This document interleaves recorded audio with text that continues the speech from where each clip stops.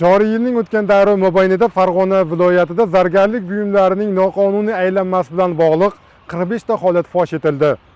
Natijada qiymati 12 milliard so'mdan ortiq bo'lgan, og'irligi 12 kilogramm 800 gramm tilla taqinchoqlar vaqtincha saqlovga olindi.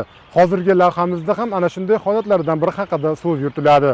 Bojxona qo'mitasi va Farg'ona viloyati bojxona boshqarmasi xodimlari hamkorlikda zargarlik buyumlarining chetdan noqonuniy olib kirilishiga hamda aylanmasiga qarshi navbatdagi tezkor tadbir o'tkazdi. Tadbir davomida oldindan kuzatuvga olingan Vodil Oltiariq yo'nalishida harakatlanayotgan Damas rusumli avtomobil Oltiariq tumani hududida to'xtatildi va belgilangan tartibda ko'zdan kechirildi. Tadbir davomida oldindan kuzatuvga olingan Vodil Oltiariq yo'nalishida harakatlanayotgan Damas rusumli avtomashina Oltiariq tumani hududida to'xtatildi va belgilangan tartibda ko'zdan kechirildi. Natijada avtotransport vositasi salonining old qismiga joylashtirilgan va transport vositasida yo'lovchi sifatida harakatlanayotgan fuqaroga tegishli 3 dona o'ramda zargarlik buyumlari borligi aniqlandi hamda ular xorijda ishlab chiqarilganligi, bojxona rasmiylashtiruvdan o'tganligini tasdiqlovchi hujjatlari yo'qligi ma'lum bo'ldi.